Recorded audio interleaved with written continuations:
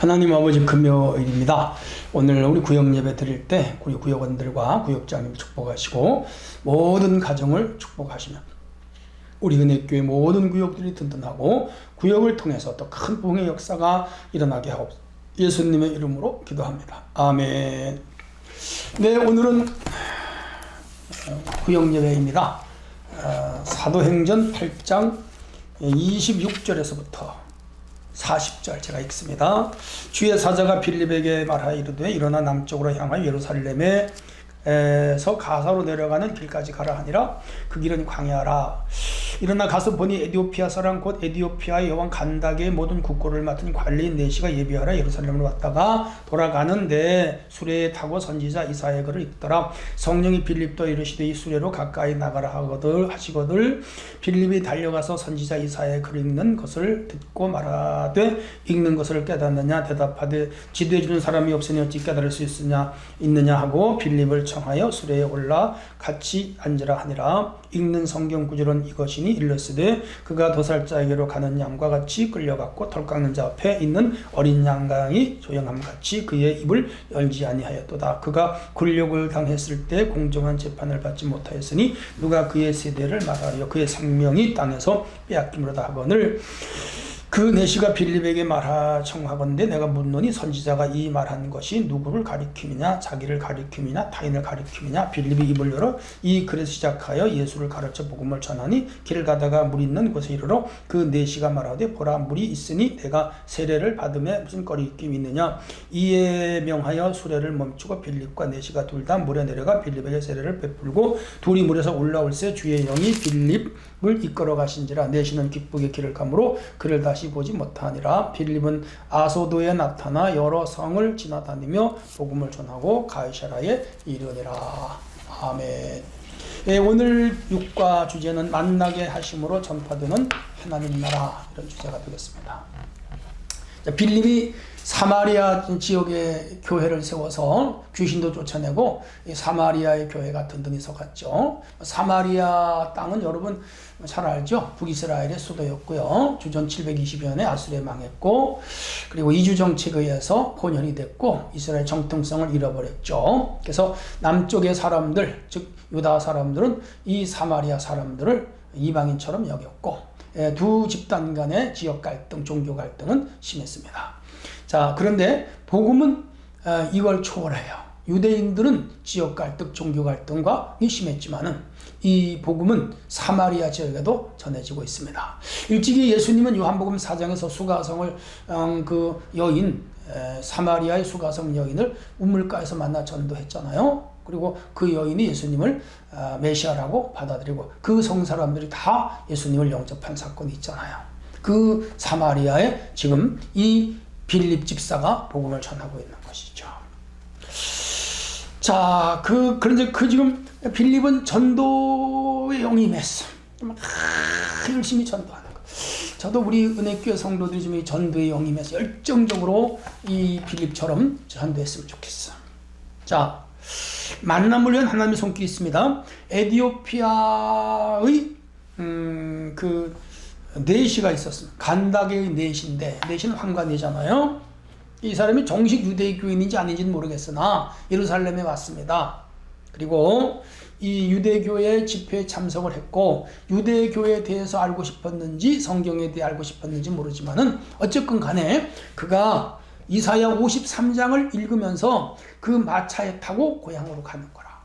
에디오피아로. 에디오피아는 예루살렘에서 1500km예요. 그러니까 400km가 천리니까 446 거의 한 4천리 되잖아요. 아유, 한 달도 더 갈 거예요. 먼 길을 지금 가면서 그 마차 위에서 심심할 거 아니에요. 예. 그 지금 책 읽고 성경 책 읽고 가는 거. 그때는 이미 로마 이쪽 또 킹스로드나 실크로드라고 해서 마차들이 다니는 길이 그곳까지 열려 있어요. 그거 타고 가는 거라. 자, 그런데 그가 그런 성경을 읽고 가는 우연이 아니야. 하나님이 그 사람을 전도하여 에티오피아에 복음을 전하려는 주권적 섭리가 있는 거죠. 그래서 지금 그 아프리카 중에서도 여기 에티오피아는 기독교 국가예요. 거기는 캐톨릭 국가이죠.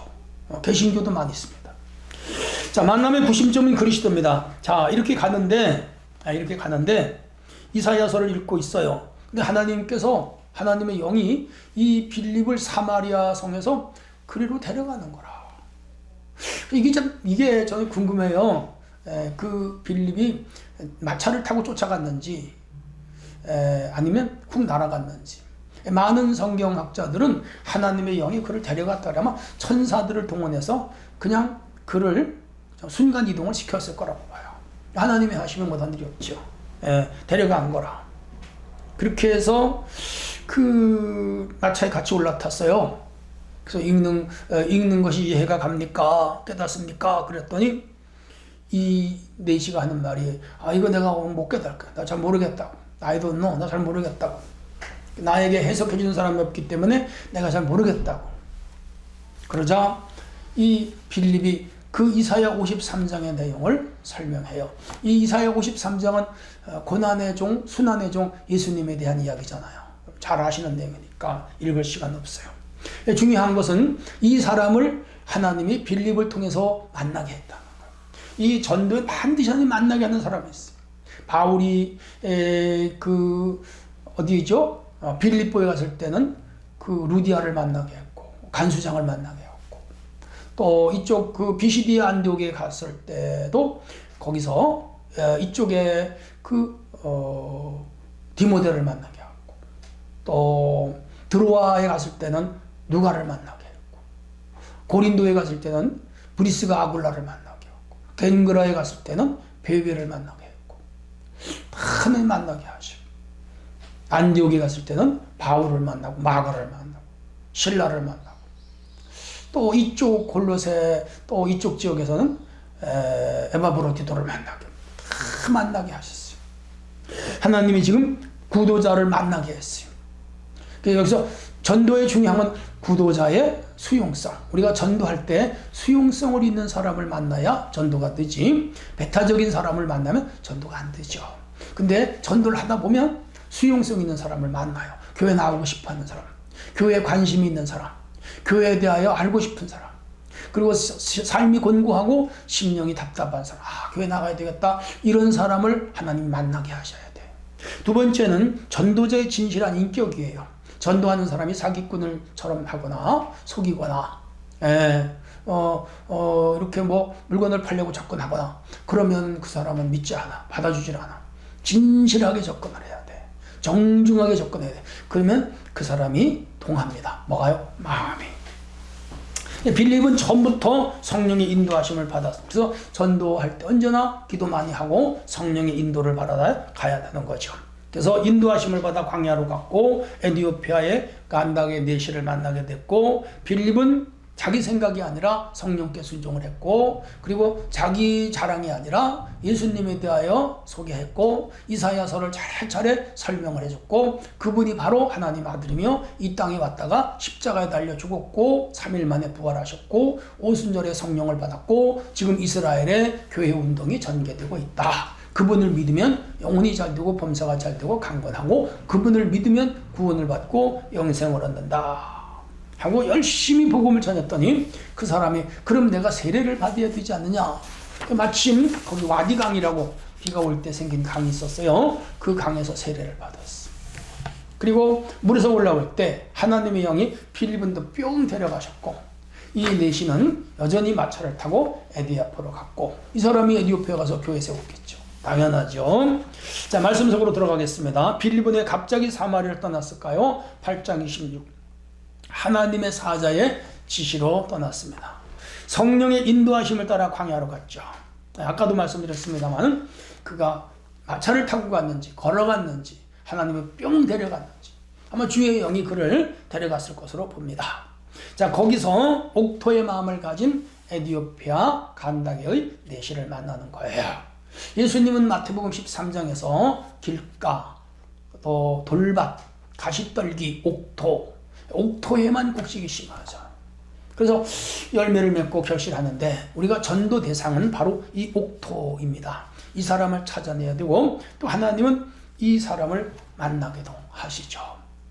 요나가 니느웨에 가서 전했는데 이방 나라 수도지만 거기도 요나의 전도를 받고 하나님 받아들인 사람이 있잖아요. 그럼요.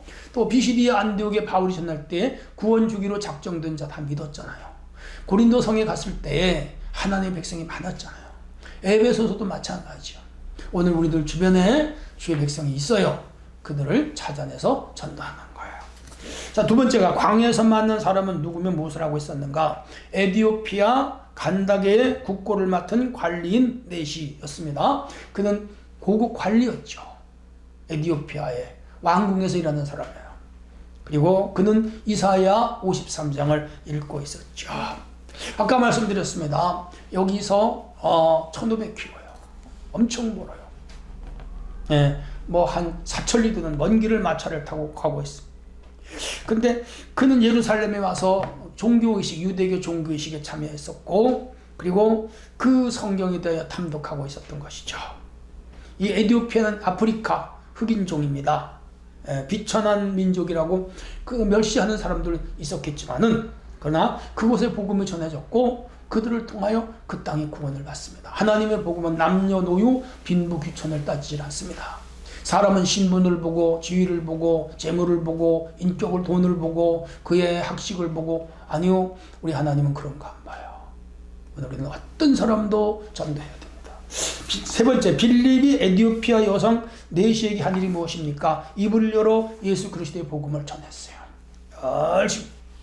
그래서 거기 고난당하는 중 예수 그리스도, 그가 십자가 지고 죽은 사건, 그가 피 흘린 사건, 그가 흘린 피가 우리의 죄를 사하고 우리의 병을 고치고 우리를 죄로부터 해방시켜주는 걸 다 설명했어요. 그리고 그를 믿어야 구원을 받고 그를 믿어야 영생을 얻는다고 아주 복음을 전했어요. 그랬더니 이 사람이 복음을 받아들였어. 그리고 믿음을 고백했어. 그리고 세례를 받았어. 그리고 구원을 받았죠. 스코틀랜드의 그 게디라고 하는 사람이 그 헤브라이드 열도에 가서 열심히 전도를 하는데 거기에는 식인종밖에 없었어요. 사람 잡아먹는 사람 얼마나 무서웠겠어. 야만인들이잖아요. 그들이 열심히 복음을 전했습니다. 근데 그의 무덤에 이렇게 글귀가 쓰여졌습니다. 그가 1848년 이 섬에 왔을 때 이곳에는 한 사람도 그리스도인이 없었다. 그러나 1872년 그가 세상을 떠날 때는 한 사람의 이교도도 없었다. 야, 그가 거기에서 몇 년 있었죠? 한 20년 정도 복음을 전했는데 그동안에 그리스도인이 한 사람도 없었는데 그가 몽땅 전도해서 20년 만에 그 지역에는 불신자가 한 명도 없도록 전도를 했습니다. 대단한 사람이죠.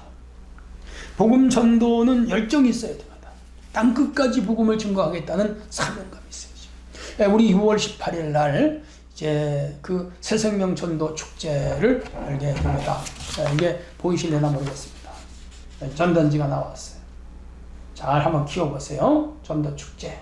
이렇게 해서 이날은 우리가 전부 한 사람이 한 사람, 두 사람, 세 사람, 네 사람, 다섯 사람, 열 사람 전도하고 데려오고 교회를 채우고 은혜 받고 우리 교회가 크게 부흥하는 계기가 되도록 했으면 좋겠습니다.